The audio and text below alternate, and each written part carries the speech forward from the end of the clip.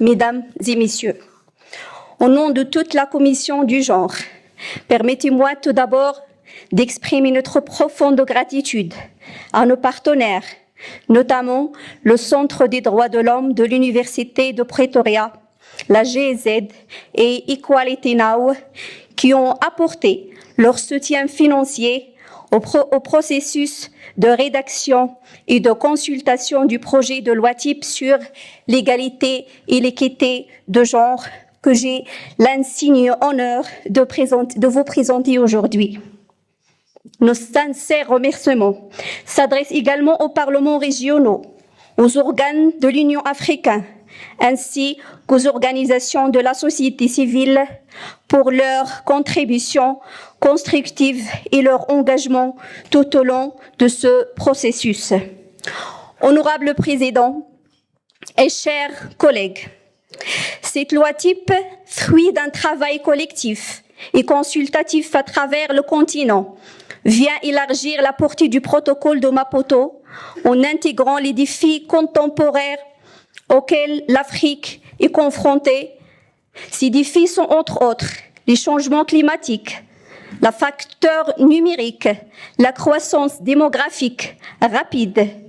les crises humanitaires et les inégalités économiques et politiques persistantes. La loi type permettra donc d'offrir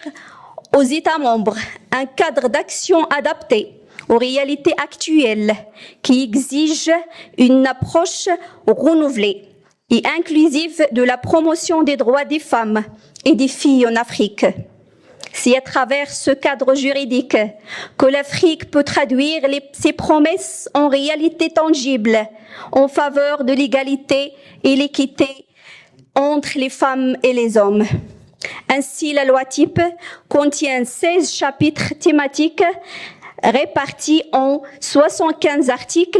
qui décrivent les principes, les droits et les obligations visant à promouvoir l'égalité et l'équité entre les femmes et les hommes à travers le continent précédé d'un préambule.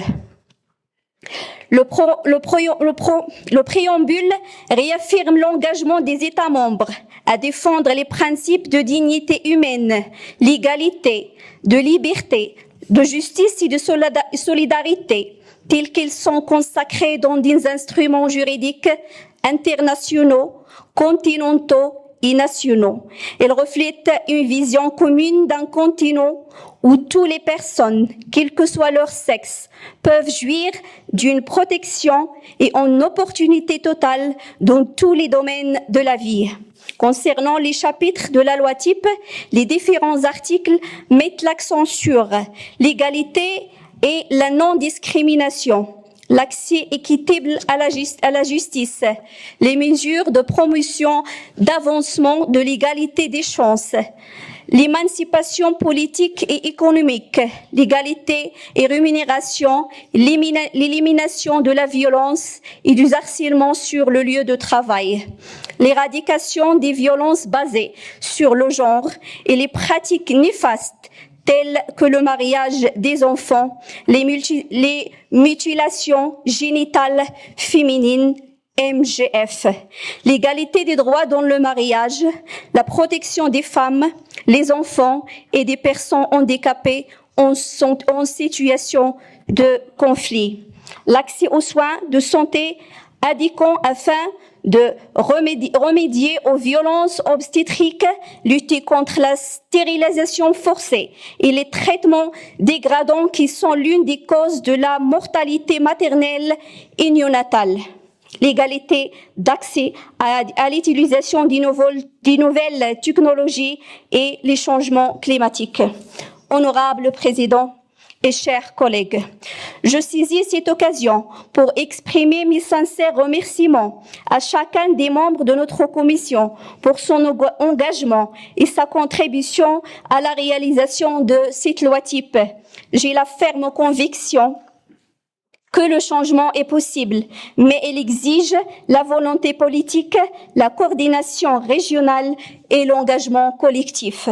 À travers la promotion des dispositions de cette loi type, nos politiques et programmes serviront le levier pour la justice sociale